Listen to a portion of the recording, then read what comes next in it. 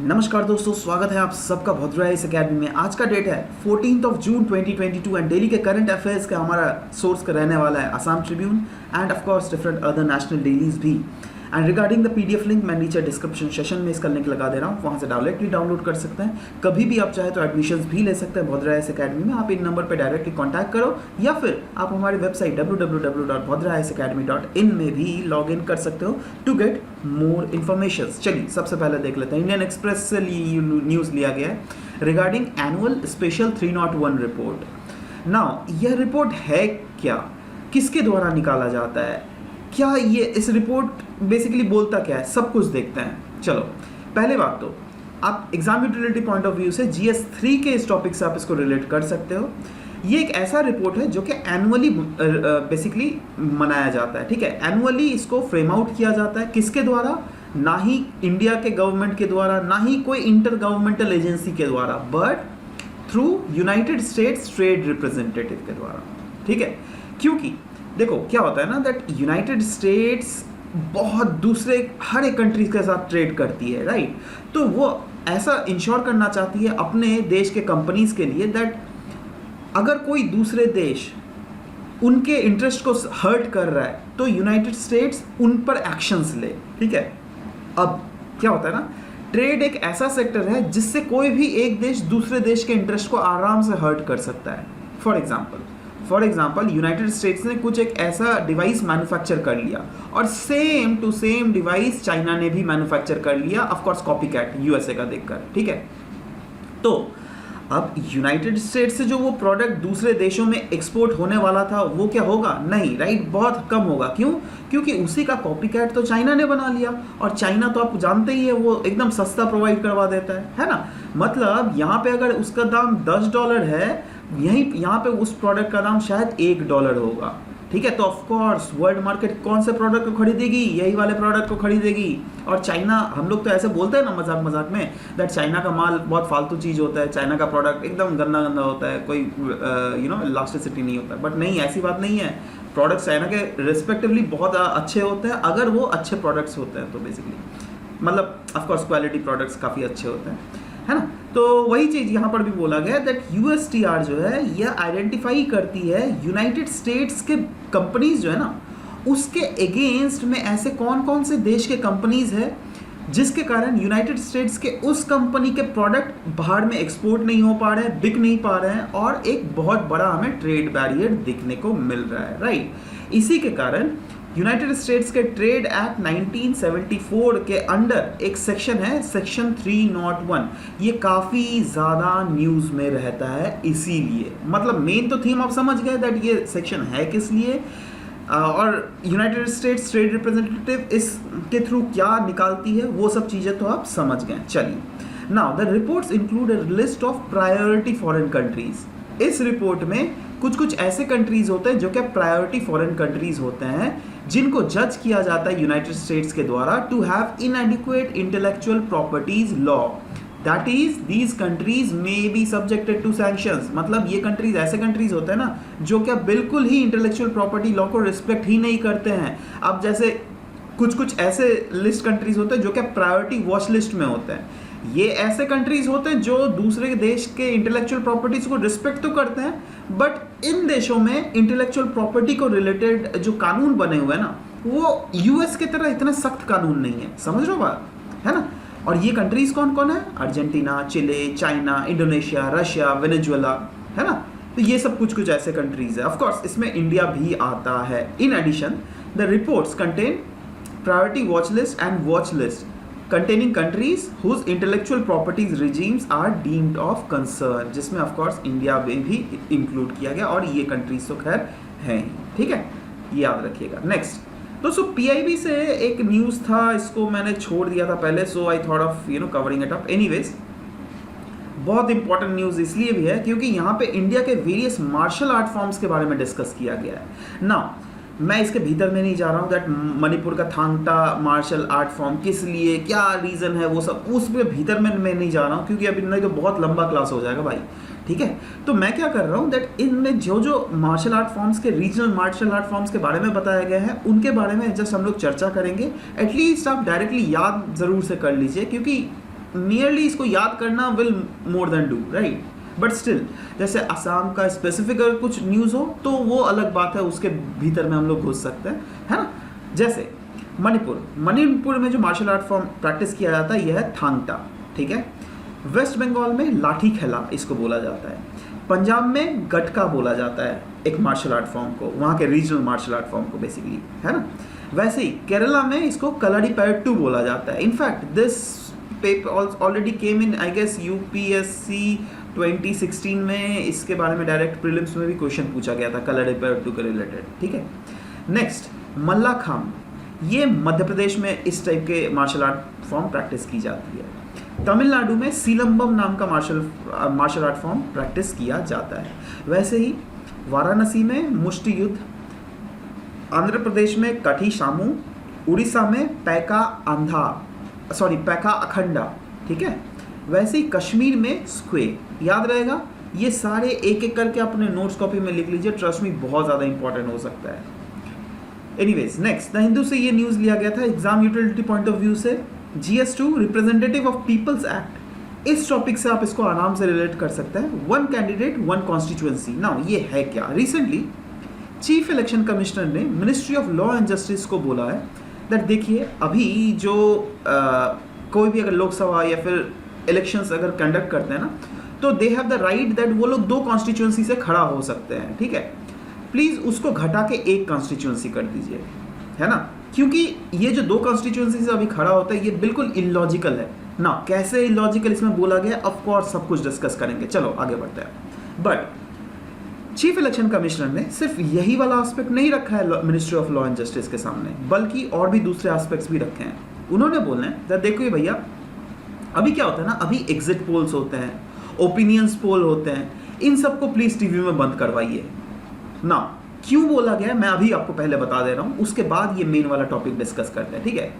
पहले तो आप देखते होंगे कि कभी भी कोई अगर इलेक्शंस होता है तो उसमें ओपिनियन पोल होता है ना? लोगों से पूछा जाता है दैट आप अपने राय दीजिए दैट हाँ लोग क्या आई मीन लाइक किसको लोग सपोर्ट कर रहे हैं, है ना? तो वो एग्जाम मतलब इलेक्शन से पहले वाला होता है फेस, वो ओपिनियन पोल का होता है। और जैसे इलेक्शन खत्म हुआ ना वैसे ही एग्जिट पोल आ जाता है। जिस दिन खत्म हुआ उसी दिन एग्जिट पोल दिखा देगा दैट हाँ ये पॉलिटिकल पार्टी जीत रही है, वो पॉलिटिकल पार्टी जीत रही है, ठीक है? अब इसमें क्या होता है, क्या बोला गया है चीफ इलेक्शन कमिश्नर के द्वारा दैट देखिए सोचिए जो ऑर्गेनाइजेशन इसको कंडक्ट करवा रही है और वो ऑर्गेनाइजेशन अगर बायस्ड ऑर्गेनाइजेशन हो, है ना, तो वो तो उसी पॉलिटिकल पार्टी को फेवर करेगी ना, बोलेगी दैट हाँ ये वाली पॉलिटिकल पार्टी जीत रही है। समझ रहे हो बात? तो इससे क्या होगा दैट वो उन्होंने पहले ही रिजल्ट निकाल दिया टीवी में। अब लोगों के पास, लोग टीवी देखते हैं, लोग बहुत ज़्यादा इन्फ्लुएंस हो जाते हैं टीवी से। लोग देखेंगे अरे टीवी में तो पॉलिटिकल पार्टी ए को ज़्यादा वोट मिल रहा है, चलो भाई मैं भी पॉलिटिकल पार्टी ए को ही वोट दे रहा हूँ, है ना? In spite of the fact that अभी तक लेकिन पूरा वोटिंग खत्म नहीं हुआ है ना? बट ओपिनियन पोल से जो है लोगों का ये मतलब जो वर्डिक्ट है ना वो चेंज हो सकता है। समझ रहे हो बात? तो इसीलिए बोला गया दैट देखिए ये सब बंद कीजिए। अच्छा, अब दूसरा वाला एस्पेक्ट में आ जाते हैं, दैट इज 1 कैंडिडेट 1 कॉन्स्टिट्यूएंसी। क्यों बोला गया भाई? क्योंकि रिप्रेजेंटेशन ऑफ पीपल एक्ट अगर 1951 देख लीजिएगा, उसमें बोला गया है दैट कोई भी कैंडिडेट कंटेस्ट कर सकता है election from the maximum of 2 constituencies. Maximum 2 constituency से वो इलेक्शन कंडक्ट कर सकता है।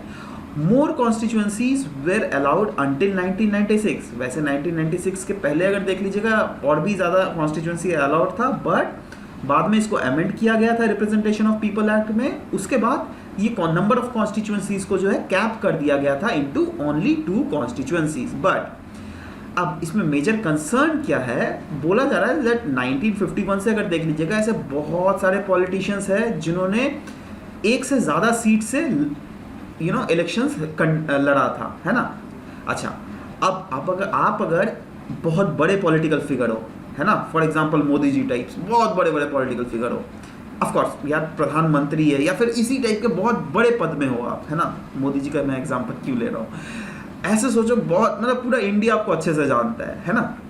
अब आप अगर एक नहीं 2 कॉन्स्टिट्यूएंसी से लड़ रहे हो तो of course there is a high probability that आप जो कॉन्स्टिट्यूएंसी से एक जो अपना है जिससे आप जिस सीट से आप लोकसभा या फिर लोकसभा जाना चाहते हो तो वो तो खैर आप छोड़ोगे नहीं, ठीक है, बट आपने दूसरे रीजन से भी इलेक्शंस लड़ रहे हो। क्यों?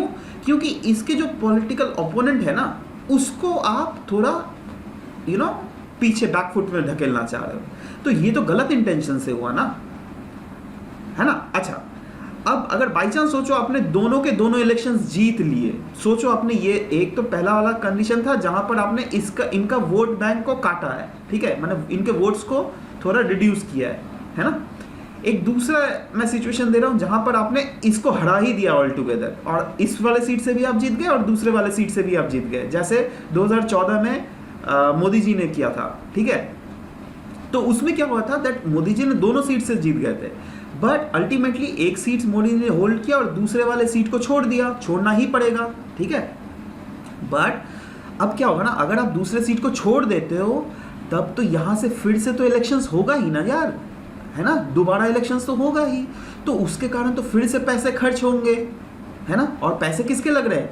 अगेन इस पॉलिटिकल लीडर के पॉकेट से तो नहीं जा रहा है ना, पब्लिक एक्सचेकर से खर्चा हो रहा है, राइट, मतलब पब्लिक फंड खर्चा हो रहा है ना। तो ये सब सारे क्लॉजेस को देखकर बेसिकली अभी यह वाला राय रखा गया। अभी तो देखिए इसमें ऑफ कोर्स फ्यूचर में ये न्यूज़ इन ट्रांजिशन है दैट क्या हो रहा है, बट यहाँ पे जो कंसर्न जताया गया वो यही है दैट अगर एक कोई भी पॉलिटिकल पार्टी का लीडर अगर दो या दो से ज़्यादा सीट, मतलब एक या एक से ज़्यादा सीट दैट इज़ 2 सीट से लड़ रहा है, तो ये एक तो डिवाइड कर रहा है ओपोनेंट के वोट को, राइट, है ना, sometimes to cause ripple effect in the region that अरे भाई मैं सोचो बिहार से लड़ रहा हूँ और साथ ही साथ मेरा महाराष्ट्र में भी आप काफ़ी अच्छा प्रोपोर्शन ऑफ लोग मुझे जानते हैं, राइट, तो मैं अपना रिपल इफेक्ट यहाँ पर भी क्रिएट करने वाला हूँ। तो इस टाइप से चीज़ें हो सकती है which is of course not healthy for a democratic country like India पर से, ठीक है।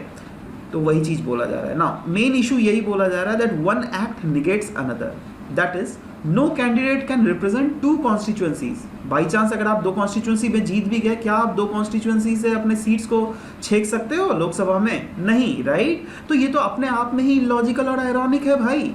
In fact section 33 sub clause 7 allow करता है कैंडिडेट को to contest from 2 seats, but वहीं पर सेक्शन 70 अगर देख लीजिएगा of representation of people act, वो बिल्कुल कोई भी कैंडिडेट को बार कर देता है, मतलब मना कर देता है फ्रॉम रिप्रेजेंटिंग 2 कॉन्स्टिट्यूएंसीज। ये क्या है भाई, है ना, ये तो यहीं पर तो एरॉन क्लियरली हमें चीजें दिख रही है ना। दूसरा चीजें बोला जा रहा है by elections strains public exchequer, वो मैंने बोला ना दैट अल्टीमेटली बाई इलेक्शंस जो कंडक्ट होगा, जैसे मोदी जी ने जो दूसरा वाला सीट छोड़ा था, जैसे यहाँ पे देखो एग्जांपल भी दिया हुआ 2014 में, ठीक है, तो उन्होंने he has vacated his seats in Vadodara, ठीक है, तो बट वडोदरा में फिर से तो बाई इलेक्शन हुआ ना, उसमें तो पैसे खर्चे हुए ना, किसका पैसा गया? ऑफ कोर्स पब्लिक का पैसा गया, है ना। तो ये भी चीजें होती है, एंड इससे भी क्या होता है ना that this causes voters to lose interest. आप खुद सोचो, फिर से बाई इलेक्शन होगा था, पहले वाला इलेक्शन में तो बहुत जोश में हम लोगों ने वोट दे दिया, दूसरे इलेक्शन में बट यार एक ही पॉलिटिकल पार्टी को कितना बार वोट दे, है ना, मतलब लोगों का इंटरेस्ट कहीं ना कहीं लूज अप हो जाता है। तो ये सब चीज़ है, इश्यूज है जो कि यहाँ पे हमें देखना मिल रहा है, राइट। नेक्स्ट द हिंदू से ये न्यूज़ लिया गया था। आप GS3 environmental pollution and degradation, इस वाले टॉपिक से आराम से इसको रिलेट कर सकते हो। एक्चुअली साइंटिस्ट्स ने कुछ सर्वे कैरी आउट किए थे अंटार्कटिका में, ठीक है, डिफरेंट अदर स्पॉट से उन्होंने स्नो को जुगाड़ किया, और जब स्टडी किया ना उन्होंने, तो उन्हें मिला दैट उन स्नोज में माइक्रोप्लास्टिक्स मिले हैं। अब माइक्रोप्लास्टिक कहाँ से आ गया भाई? यहाँ पे तो लोग रहते नहीं है ना, बट माइक्रोप्लास्टिक कहाँ से आया होगा? The very probable source will be the oceans, है ना। और ओशंस में भी किसने रिलीज किया होगा? ऑफ कोर्स हम आप जैसे लोगों ने ही। वो डायरेक्टली भी रिलीज कर सकते हैं, इनडायरेक्टली भी रिलीज कर सकते हैं, ठीक है ना। वही चीज यहाँ पर भी इशू दिया गया that finding microplastics in fresh Antarctic snow highlights the extent of plastic pollution. मतलब आप सोचिए प्लास्टिक पोल्यूशन कहाँ तक पहुंच चुका है।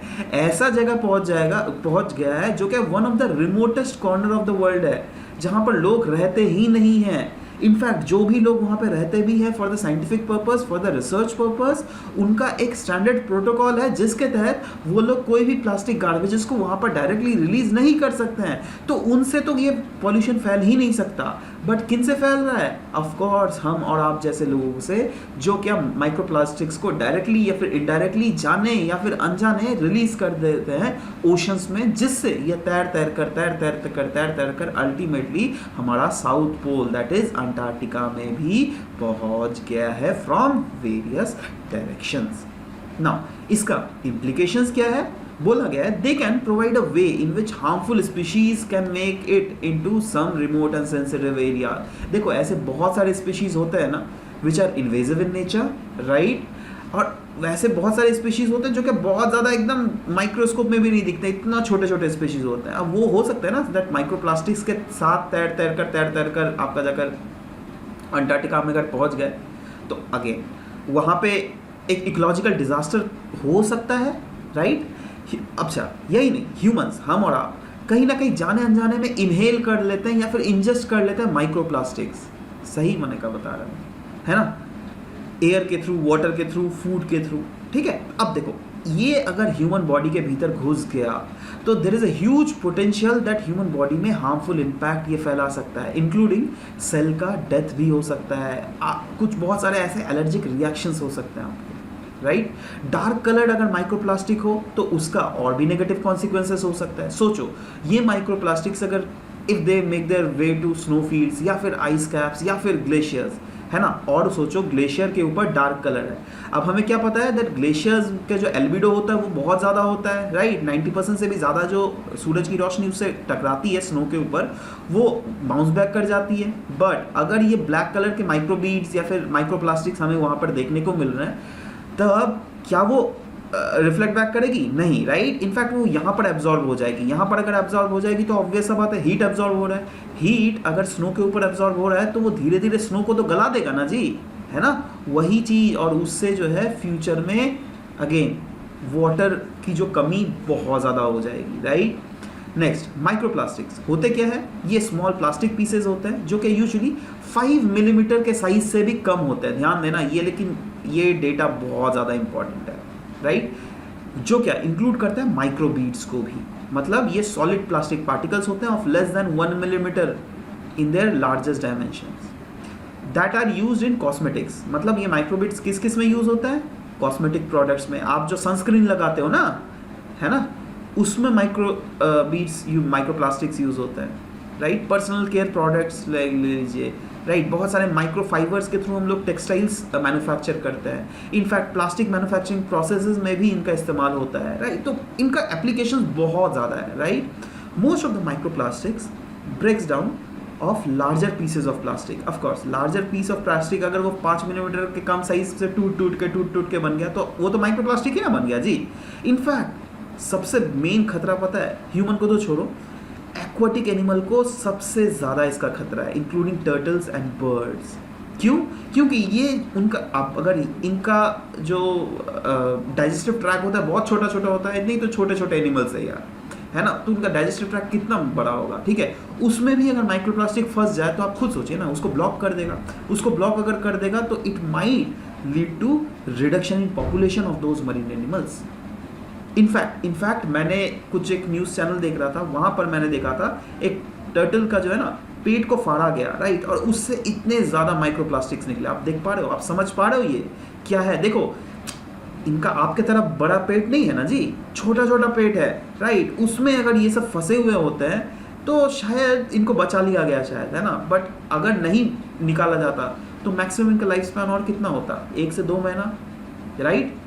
1 से 2 महीने के बीच में और भी बहुत सारे माइक्रोप्लास्टिक से निकल जाता, राइट, है ना। तो ये चीज़ एक बहुत बड़ा कॉज ऑफ कंसर्न है। तो क्या इंडिया में प्लास्टिक यूजेजेस को कम करने के लिए इन जनरल कोई कानून बने हुए हैं? जी हाँ, बहुत सारे कानून बने हुए हैं। जैसे सिंगल यूज़ प्लास्टिक को बैन करने के लिए 2019 में ही प्रधानमंत्री नरेंद्र मोदी जी ने प्लेज लिया था दैट हम लोग एलिमिनेट कर लेंगे all single use plastic in the country bye 2022। अच्छा, सिंगल यूज प्लास्टिक मतलब समझते हो? यहाँ पर भी बहुत जने कंफ्यूज हो जाएंगे दैट सिंगल यूज प्लास्टिक क्या होता है। देखो सिंगल यूज प्लास्टिक जैसे मैं क्या बोलूँ, आप सोचो एक ऐसा प्लास्टिक चीज़ जिसको हम लोग एक बार यूज़ करके फेंक देते हैं. फॉर एग्जाम्पल आपने कोई एपी फिज या फिर कुछ भी ऐसा कोल्ड ड्रिंक्स पिया है जो वो बक्सा वाला कोल्ड ड्रिंक्स जो होता है जिसमें छोटा सा स्ट्रॉ लगा हुआ रहता है ना. अब खुद सोचो, वो स्ट्रॉ जो आप यूज़ करते हो क्या उसको घर ले जाते हो? नहीं, राइट, उसको वहीं पर फेंक देते हो, है ना. So yes, that is single use plastic, है ना. तो इस टाइप के सिंगल यूज़ प्लास्टिक को बिल्कुल एलिमिनेट करने की यहाँ पर बात की जा रही है. इंपॉर्टेंट रूल्स बहुत सारे बनाए गए हैं, जैसे प्लास्टिक वेस्ट मैनेजमेंट रूल 2016, जो क्या बोलता है that every local body has to be responsible for setting up infrastructure जिसके थ्रू वो प्लास्टिक वेस्ट को प्रॉपरली सेग्रीगेट करे, प्रॉपरली कलेक्ट करे, प्रोसेस हो सके और डिस्पोजल हो सके. ठीक है. यूएन प्लास्टिक कलेक्टिव, अब देखो UN plastic collective that is UPC, ये एक वॉलंटरी इनिशिएटिव है जिसको UNEP India, confederation of Indian industry और डब्ल्यूडब्ल्यूएफ इंडिया के द्वारा लॉन्च किया गया है, जिसका मेन एम क्या है दैट एक्सटर्नैलिटीज ऑफ प्लास्टिक्स जो है ना इकोलॉजिकल और सोशल हेल्थ में, उसको कम से कम किया जा सके. ठीक है. तो उसके लिए रिलेटेड स्टेप्स जो है अन प्लास्टिक कलेक्टिव के द्वारा लिया जाएगा. ठीक है. अच्छा, मैं ये सब क्यों डिस्कस कर रहा हूँ? क्योंकि 2019 में ऑलरेडी माइक्रो बीड्स के रिलेटेड क्वेश्चन यूपीएससी में इन्होंने पूछा है. ठीक है. देखो 4 ऑप्शंस दे दिए थे, बहुत इजी ऑप्शंस थे. They are considered harmful for marine ecosystem, which is the correct answer. Absolutely they are considered to cause skin cancer in children. ऐसा कोई प्रॉपर एविडेंस नहीं है. They are often found to be used as a food alternates, but ऐसा थोड़ा होता है ना. कुछ ज़्यादा ही ऐसे इन्होंने लिख दिया. मतलब क्या है ना दैट जो बच्चे पढ़ के गए होंगे ना इस टॉपिक को, वो इसको आराम से टिक कर सकते हैं सही वाला. ठीक है. बट जो बच्चे नहीं पढ़ के गए उनके लिए it would have been respectively on a tougher side, right. Okay, चलो आगे बढ़ते हैं. रामसे हंट सिंड्रोम, आपने जस्टिन बीबर का तो नाम सुना ही है. ठीक है. जो क्या काफ़ी ज़्यादा गाना वाना करते हैं, काफ़ी ज़्यादा फेमस फिगर है. इनको एक सिंड्रोम हुआ है रामसे हंट सिंड्रोम, जिसमें इनका आधा जो फेस है ना वो पैरालाइज हो चुका है. मतलब वो कुछ हिलेगा ही नहीं. ठीक है ना. उसी के बारे में हम लोग भी थोड़ा पढ़ ही लेते हैं. चलो यार, यू नेवर नो दैट कैसे क्वेश्चन ये लोग पूछ ले. ठीक है. It can cause facial paralysis and hearing loss as well. जी हाँ, हेयरिंग लॉस भी इससे हो सकता है. It causes by same virus, वही वायरस जिसके थ्रू चिकन पॉक्स होता है ना, that is varicella zoster virus, उसी के द्वारा ये रामसे हंट सिंड्रोम भी होता है. जब चिकन पॉक्स खत्म हो जाता है किसी के लोगों में, तो बहुत समय ऐसा देखा गया दैट ये वाला वायरस जो है वो उस के शरीर में एग्जिस्ट करते रहता है और कुछ सालों बाद ये फिर से अपने आप को रीएक्टिवेट कर सकता है, जिसके कारण इनके फेशियल नर्व्स जो है ना वो बिल्कुल स्टक हो सकते हैं और यहाँ पर पैरालिसिस भी हो सकता है. इसी को कहते हैं रामसे हंट सिंड्रोम. याद रहेगा. चलो, इसके रिस्क फैक्टर्स क्या क्या है. देखो, ये जो है ना किन्हीं को भी हो सकता है. अगर आपको भी चिकन पॉक्स हुआ है, राइट, तो there is a huge probability that आपको भी हो सकता है अगर आप चिकन पॉक्स के रिलेटेड जो है दवाइयों को अपने प्रॉपरली कोर्स नहीं किया होगा तो. ठीक है. It's more common in older adults. जी हाँ दोस्तों, टिपिकली वैसे लोग जो कि 60 साल के ज़्यादा उम्र के लोग हैं ना, उनको ये ज़्यादा होता है. देखो, टिपिकली बोला गया है, ज़्यादा होता है. इसका मतलब जस्टिन बीबर का तो 60 साल के ऊपर नहीं हुआ है, वो तो अभी भी यंग है, बट उनको कैसे हो गया है? तो वही चीज़ ना, हो किसी को भी सकता है ना. Ramsay Hunt syndrome is rare in children. Childrens में ये काफ़ी ज़्यादा रेयर होता है. ये कॉन्टैगियस बिल्कुल नहीं है. ऐसा नहीं है दैट हाँ उनको अगर हो गया तो उसके साथ जो है उसको भी ये हो जाएगा. ना, this not at all contagious, right. However, ऐसा ज़रूर हो सकता है दैट ये जो वायरस है ना, अगर इसके साथ, अगर इस जो अफेक्टेड पर्सन के साथ जो अगर सटा है, अगर उसको अगर चिकन पॉक्स पास में नहीं हुआ है तो उसको चिकन पॉक्स ज़रूर हो सकता है. ठीक है. The infections can be serious for people who have immune system problems. जी हाँ, अगर किसी के इम्यूनिटी काफ़ी ज़्यादा लो है ना, उनके लिए लेकिन ये वायरस काफ़ी ज़्यादा सीरियस भी हो सकता है. ध्यान दीजिएगा, ये वायरस है. बहुत समय हाँ मैं ऐसा भी क्वेश्चन बना सकता हूँ दैट मैं बोल दूंगा दैट भैया बताओ दैट दिस इज़ बैक्टीरिया. ठीक है. तो बैक्टीरिया वायरस जहाँ पर भी आया ना क्वेश्चन, वहाँ पे अपने दिमाग की बत्ती को जला लीजिएगा. ठीक है. क्योंकि सिविल सर्विसेज में ऐसे ही घुमाता है, क्योंकि उनको देखो ना, उनको क्वेश्चन टफ करने के लिए और क्या चाहिए? यही तो छोटा गेम चाहिए दैट हाँ बैक्टीरिया वायरसेस में आप प्रॉपर्ली डिफ्रेंशिएट कर सको दैट कौन सा डिजीज़ बैक्टीरिया के कारण होता है, कौन सा डिजीज़ वायरस के कारण होता है. ठीक है. ओके. 2017 में एक वायरस के रिलेटेड क्वेश्चन आया था, जीका वायरस के related. In tropical region Zika virus is transmitted by the same mosquito as transmitted dengue, sexual transmission of Zika virus disease is possible. ना ये क्यों आया था? क्योंकि उस समय ये बहुत ज़्यादा न्यूज़ में था, है ना, और ये ग्लोबल फिनोमिना था ना। अभी जो जस्टिन बीवर वाला है ये सच ग्लोबल फिनोमिना नहीं है, बट स्टिल यार we should know about it, right, है ना। सो इसीलिए आप लोग भी ध्यान से पढ़िएगा। एनीवेज नेक्स्ट, ये दोस्तों द हिंदू के कल के पेपर में था ये वाला न्यूज़, ठीक है। Abnormal dinosaur egg in India कहाँ पे मिला है? मध्य प्रदेश के डायनासोर फॉसिल नेशनल पार्क में, है ना। कुछ टीम ऑफ रिसर्चर्स जो थी दिल्ली यूनिवर्सिटी से, उन लोगों ने इस फॉसिलाइज्ड डायनासोर एग को डिस्कवर किया गया है। तो देखो इससे हमें दो चीज़ें मिल जा रही है फैक्चुअल बेसिस में। एक तो डायनासोर फॉसिल नेशनल पार्क जो है यह मध्य प्रदेश के धार डिस्ट्रिक्ट में है, पहला फैक्ट। दूसरा फैक्ट ये हमें मिल गया दैट ये जो एग हमें मिला है ना, वो क्या है ना, जैसे अंडा के भीतर अंडा, जैसे जो ये अंडा है उसके भीतर अंडा है, ठीक है। वाइल अब ये एग्स जो ये काफ़ी ज़्यादा रेयर फिनोमेना है, पता है, यूजुअली नहीं होता है। और अभी तक जो ये नोट किया गया था ना, ये सिर्फ और सिर्फ बर्ड में ही नोट किया गया था। अभी तक कोई भी रेप्टाइल में इसको नोट नहीं किया गया। This is the first time जो क्या देखा जा रहा है ऐसा, ठीक है। इसीलिए बोला जा रहा है दैट ये डिस्कवरी जो है ना, इससे हम फ्यूचर में कनेक्शंस बैठा सकते हैं between reptilian and avian evolution. That is ऐसा हुआ होगा शायद, इनका इवोल्यूशन जो है, इनके पेरेंट जो एंसेस्टर्स रहे होंगे ना, वो शायद सेम रहे होंगे और उनसे इनका इवोल्यूशन हुआ होगा। इस टाइप के क्लूज हमें इसके थ्रू, इस डिस्कवरी के थ्रू मिला है। बट अभी तक 100% कुछ जो है चीज़ों को फाइंड आउट नहीं किया गया। एग्जैक्ट रीजंस क्या हो सकता है, एग्जैक्ट रीजंस ऑफ इवोल्यूशंस क्या हो सकता है, वो सब नहीं फाइंड आउट किया गया है, ठीक है। चलो नेक्स्ट दोस्तों, चाइल्ड लेबर डे के रिलेटेड न्यूज़ था। एक्चुअली वैसे तो अगर आप देखोगे यूनाइटेड नेशंस ने 12 जून को ही world day against child labour को सेलिब्रेट किया गया था। बट इसके थ्रू इन्होंने अटेंशन लाया था दुनिया भर में चाइल्ड लेबर का स्टेटस क्या है, और उसी स्टेटस को मैं आपको यहाँ पे डिस्कस करूंगा, क्योंकि that is becoming very important factual information for you. Because देखो, अगर इवेंचुअली चाइल्ड लेबर रिलेटेड कुछ भी आए ना, आपको पता है आपको आंसर क्या लिखना है ना, घुमा फिरा के आप आंसर लिख दोगे। बट फैक्ट क्या क्या एग्जिस्ट कर रहे हैं दुनिया भर में, राइट। यूनाइटेड नेशंस का रिपोर्ट क्या बोलता है चाइल्ड लेबर को रिलेटेड, वो शायद आपको नहीं पता होगा। उसके लिए हम लोग इस चीज को डिस्कस कर रहे हैं, ठीक है।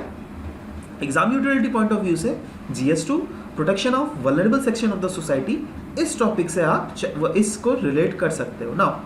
चाइल्ड लेबर डे, इसका थीम क्या था? Universal social protection to end child labour, ठीक है। And United Nations report on child labour क्या क्या बोलता है? यह बोलता है, देखो हर एक पॉइंट को ध्यान से देखिएगा लेकिन, ठीक है।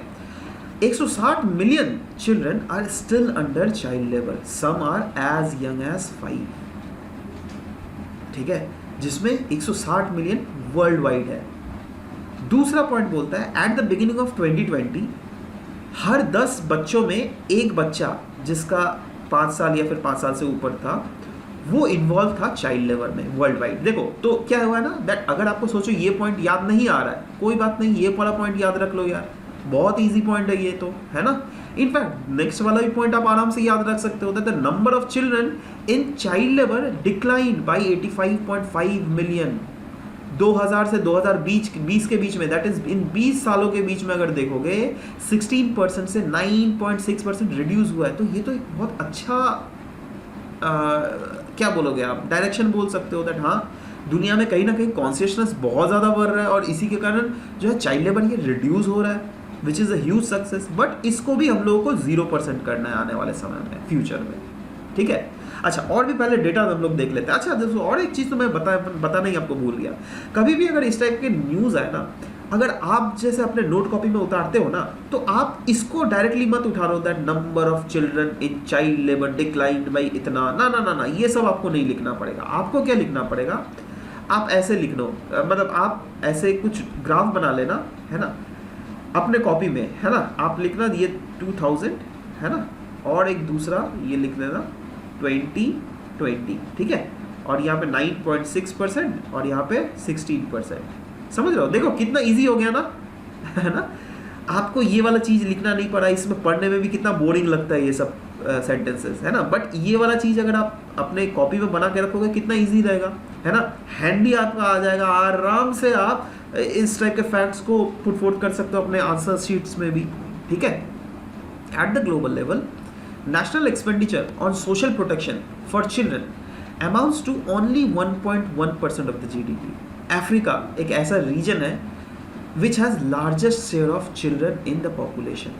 जी हाँ, ये भी फैक्चुअल चीज़ है जो कि आपको याद रखना पड़ सकता है. इनफैक्ट याद रखिएगा, ये ऑफ कोर्स बहुत इंपॉर्टेंट है. इंडियन कॉन्स्टिट्यूशन में ऐसे क्या क्या प्रोविजंस है चाइल्ड लेबर के अगेंस्ट या फिर रिलेटेड? आर्टिकल 21 है, आर्टिकल 45 जहाँ पर चाइल्ड को मिला हुआ है as a right of education, that is state का ये काम है दैट कंपलसरी और फ्री एजुकेशन प्रोवाइड किया जाए चिल्ड्रन को जो क्या 6 साल से 14 साल के बीच में. आर्टिकल 24 बोलता है there is a provision under which child जो क्या 14 साल के नीचे है they can not be employed in any mine, factory और हैजार्डस वर्क प्लेस. कोई भी अगर हैजार्डस वर्क प्लेस हो उनमें चाइल्ड को बिल्कुल हम अपॉइंट नहीं कर सकते हैं. मतलब क्या हम यहाँ पर एक बोल सकते हैं दैट इंडियन गवर्नमेंट ने एक रूम छोड़ा हुआ है दैट हाँ अगर फैमिली बिजनेस हो जो कि नॉन हैजार्डस हो तो वहाँ पे चिल्ड्रन को बिल्कुल अपॉइंट किया जा सकता है. जी हाँ, क्योंकि देखो इंडिया का कंडीशन वैसा नहीं है ना, we are not developed countries ना. आप जो इंडिया देख रहे हो शायद, देखो आपको इतना अपॉर्चुनिटी है दैट आपके पास एक मोबाइल फोन है जहाँ से आप भद्राइज के लेक्चर्स देख सकते हो आराम से. बट ऐसी एक ह्यूज चंक ऑफ पॉपुलेशन है जिनके पास एक मोबाइल फ़ोन भी नहीं है भाई. वो ये तो डिजिटल मोबाइल फ़ोन आपके पास है, स्मार्टफोन, उनके पास वो कीपैड वाला भी फ़ोन नहीं है लोगों के पास, ठीक है? तो ये ऐसा पॉपुलेशन जो है ना, बहुत बड़ा पॉपुलेशन अभी भी इंडिया का है ना? तो you guys are most luckiest people in this whole world I believe, right? शुक्रिया करो दैट लोग सोचते हैं ना दैट हाँ यार मुझे ये नहीं मिला, मुझे वो नहीं मिला, है ना? लोग दुखी रहते हैं. भाई खुश रहो दैट इतना अपॉर्चुनिटी आपको मिला है जिससे you are far ahead of at least those populations who doesn't have access to all these basic amenities. Article 39 बोलता है child youth and childhood are to be protected against moral and material abandonment and exploitations. चलो ये सब तो provisions थे हमारे कानून में, बट सरकार के द्वारा कुछ कुछ ऐसे भी मेजर्स लिए गए हैं जिससे चाइल्ड लेबर को ऑल टुगेदर एडिकेट किया जा सके इंडिया में. वो क्या क्या है? Child labour prohibition and regulation act of 1986 जो क्या प्रोहिबिट करता है the engagement of children in certain employments and to regulate the conditions of work of children in certain other employments. वैसे ही child labour prohibition and regulation amendment act of 2016 है. The amendment act completely prohibits the employment of child below 14 years. वैसे ही pencil, now ये क्या है? Government ने एक dedicated platform launch किया है पेंसिल नाम से. इनफैक्ट pencil.gov.in आप अगर क्लिक करोगे तो आपको दिख जाएगा. इसके थ्रू इफेक्टिवली इन्फोर्स करती है चाइल्ड लेबर लॉज और चाइल्ड मतलब मेक श्योर करती है, रिजोल्यूट करती है दैट आने वाले समय में जिससे इंडिया से चाइल्ड लेबर ऑल टुगेदर खत्म ही हो जाए. वैसे ही राइट टू एजुकेशन एक्ट 2009 इसमें मैंडेटरी कर दिया गया for the state to ensure that हर एक चाइल्ड जो कि 6 से 16 साल के अंदर हो, ठीक है, उनको स्कूल और फ्री एजुकेशन बिल्कुल रिसीव कर सके, किसी को मना नहीं किया जाएगा. ठीक है. Next, draft anti trafficking bill the Hindu से ये लिया गया है. नाउ क्यों न्यूज़ में था, चलिए वो आपको जानने की जरूरत नहीं है. Exam utility point of view से ये देख लीजिए आप किससे रिलेट करता है. अब इस बिल के हाईलाइट हम देख लेना चाहते हैं. ये ड्राफ्टिंग, अभी भी ड्राफ्टिंग फेज में, बाय द वे याद रखिएगा, ठीक है.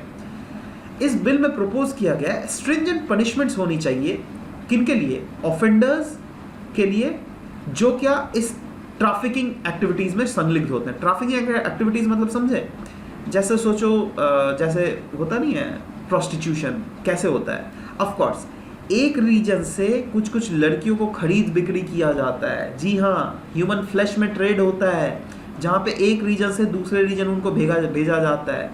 कुछ कुछ ऐसे भी रिपोर्ट्स आए हैं जहाँ पर इंडिया से अरबियन कंट्रीज़ में बहुत ज़्यादा भेजा जाता है. इन इंडिया, बांग्लादेश, नेपाल, ठीक है, पाकिस्तान, इन रीजन से अरबियन कंट्रीज़ में, ठीक है. और वो डायरेक्ट नहीं भेजा जाता है, यहाँ से श्रीलंका भेजा जाएगा, उसके बाद श्रीलंका से अरब कंट्रीज, समझ लो, तोड़ तोड़ के, जिससे जो गवर्नमेंट ऑफिशियल्स है वो डायरेक्टली आराम से पकड़ ना पाए. ठीक है.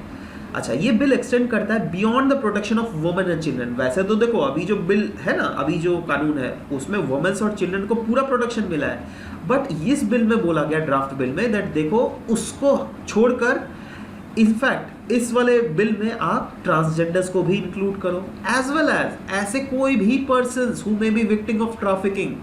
अब इसमें एलजीबीटी कम्युनिटी के भी तो लोग हो सकते हैं भाई, LGBTQ कम्युनिटी हो ही सकता है ना, बिल्कुल हो सकता है, तो वो सबको भी इंक्लूड किया जाने की बात की जा रही है। In fact draft also does away with the provision that the victim necessarily need to be transported from one place to another। अभी तक का प्रोविजन क्या है, दैट कोई भी अगर विक्टिम है उसको तभी विक्टिम माना जाएगा जब, मतलब विक्टिम माना जाएगा अंडर ट्रैफिकिंग अगर उसको एक रीजन से दूसरे रीजन में भेजा गया है for the purpose of flash trade.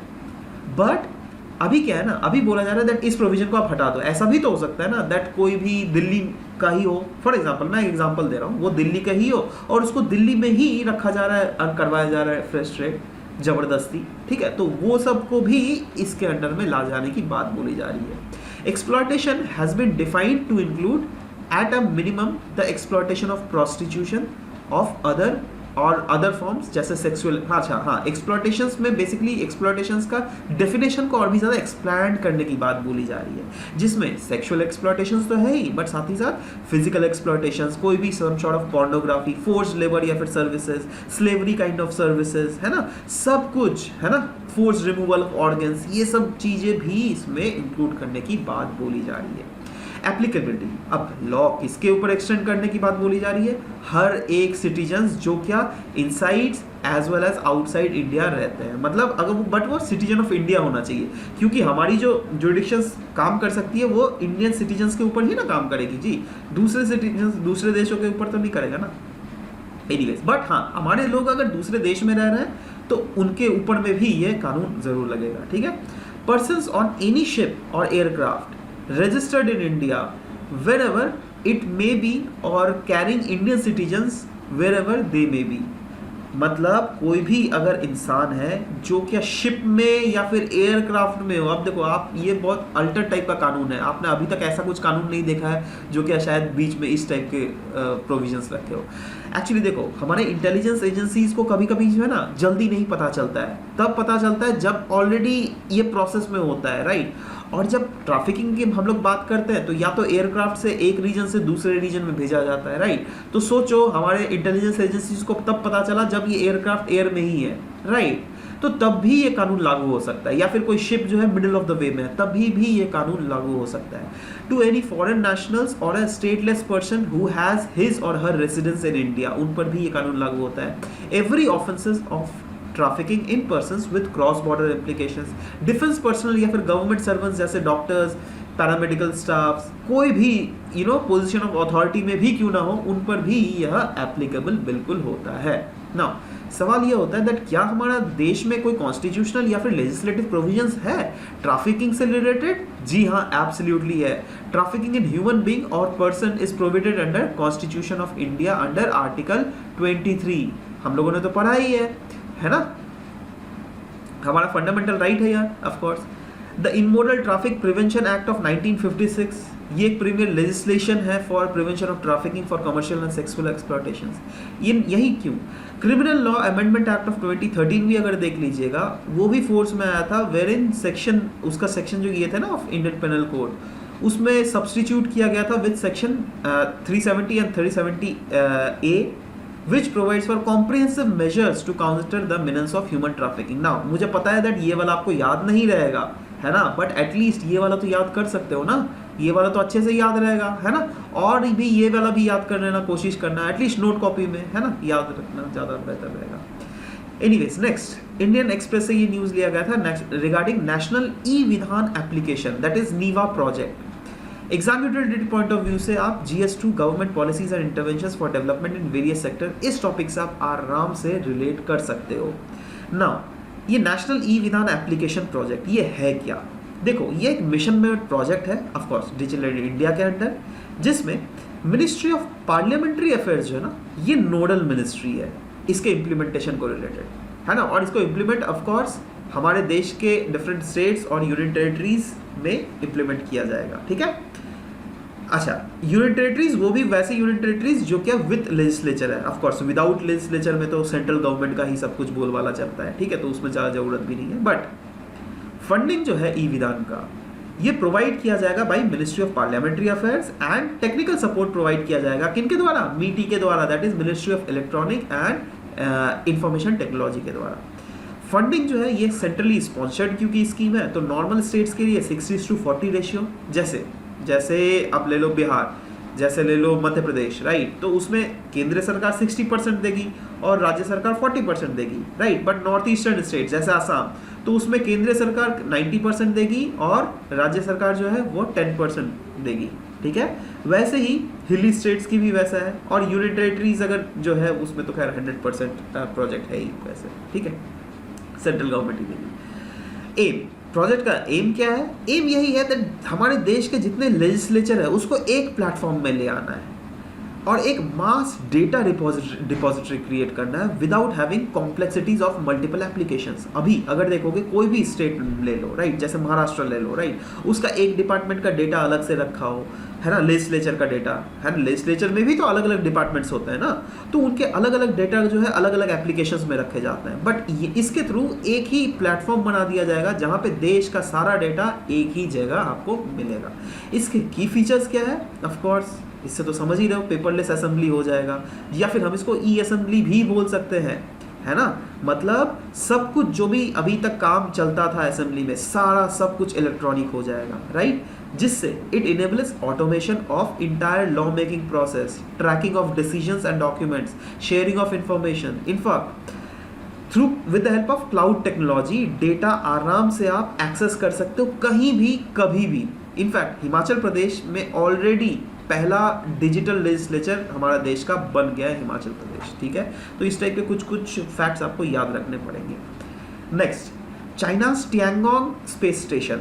देखो दोस्तों, एक्चुअली न्यूज़ में क्यों था, क्योंकि रिसेंटली चाइना का स्ट्रैटेजिकली सिग्निफिकेंट स्पेस स्टेशन जो है इन्होंने अपने फाइनल फेज में घुस गया, जहाँ पर 3 एस्ट्रोनॉट्स ने इंटर किया है उनके टियांगोंग स्पेस स्टेशन को, ठीक है। और अगर क्वेश्चन भी अगर आपको आता है ना, इनके टियांगोंग स्पेस स्टेशंस के स्पेसिफिकेशंस आपको बिल्कुल नहीं पूछेंगे, आप चाइना का सिविल सर्विस नहीं दे रहे हो, आप इंडिया का दे रहे हो। मैक्सिमम अगर पूछा जाएगा तो ये पूछा जा सकता है दैट बताओ भैया टियांगोंग स्पेस स्टेशन जो है ये कौन से देश का है, तो वह आंसर होगा चाइना का, ठीक है। जैसे आप इंटरनेशनल स्पेस स्टेशन देखे हो ना, वैसे ही यह चाइना का अपना पर्सनलाइज्ड स्पेस स्टेशन यहाँ पर होने वाला है, ठीक है। चलो समझ गए। अब एमसीक्यूज देख लेते हैं दोस्तों। कल कुछ एमसीक्यूज हम लोगों ने आपसे पूछा था, जैसे पहला वाला एमसीक्यू था ग्रीन ओपन एक्सेस रूल 2022 किस मिनिस्ट्री के द्वारा लॉन्च किया गया था, तो मिनिस्ट्री ऑफ पावर था आंसर इसका। एनकोवैक्स वैक्सीन के रिलेटेड 3 स्टेटमेंट्स दिए गए थे, है ना, जिसमें यहाँ पर नीति आयोग लिख दिया था, कहाँ से उठ के आ गया, तो ये तो बिल्कुल गलत हो गया, नीति आयोग था ही नहीं, ठीक है। तो ऑफकोर्स बाकी दोनों यहाँ पे बिल्कुल सही थे, तो of course the answer would have been no, that is the answer is 1 and 3। Third number का क्वेश्चन था दोस्तों संत तुकाराम जी के बारे में, जो हम लोगों ने डिस्कस किया था, और चारों के चारों ऑप्शंस तो यहाँ पे सही ही थे, है ना। जैसे यहाँ पे देखो ही वॉज कंटेम्प्रेरी, बहुत जनों का मैंने देखा है दैट ये वाला ऑप्शन उन्होंने रॉन्ग किया। देखो मैंने क्लास में ऑलरेडी बताया हुआ था ना that he was a 17th century poet saint who lived with Maratha ruler Shivaji Maharaj and saints such as Eknath and Ramdas. आया ना सेंट रामदास, ठीक है, तो वही तो हम लोगों ने यहाँ पे लिखा हुआ है। तो आप लोगों ने क्यों मैक्सिमम गलती कर दिया गया, मतलब बेसिक अगर देखोगे तो वैसे तो CDC is the correct sequence, right, तो CDD है यहाँ पे सी, अच्छा हाँ, उज्जवल घोष ने सही दिया है, सिर्फ उज्जवल घोष ने ही सही दिया है, बाकी CDD DD गलत है। तेजोमया ने इन्होंने सेफ खेला है, हिमाक्षी ने सेफ खेल लिया है, इन्होंने 3rd नंबर, मतलब अगर नहीं पता है तो इन्होंने लिखा ही नहीं है। चलो ठीक है, एटलीस्ट आपके नेगेटिव तो नहीं जाएंगे, है ना, तो और चलो अच्छा बात है, कोई बात नहीं। आज के क्वेश्चंस को आप लोग सभी को ही अटेम्प्ट कीजिएगा, ठीक है, क्योंकि आज का क्वेश्चन अच्छा है, इंपॉर्टेंट क्वेश्चन है। Which of the following martial art is associated with Kashmir. अभी तक हम लोगों ने बताया था, ये वाला आर्टिकल भी डिस्कस किया था। एक्चुअली ये वाला आर्टिकल मुझे इतना पसंद आया, इसमें तो 2 क्वेश्चन मैंने निकाला आपके लिए, ठीक है। एक तो ये वाला क्वेश्चन है, अच्छे से देख लीजिएगा, कौन सा कश्मीर से बिलोंग करता है, पैका अखंड, मुष्टि युद्ध, स्क्वे या फिर थांगटा। नेक्स्ट क्वेश्चन है कंसिडर द फॉलोइंग स्टेटमेंट दो स्टेटमेंट दिया है। The technical support in national e Vidhan project is given by ministry of electronics and information technology मीटी।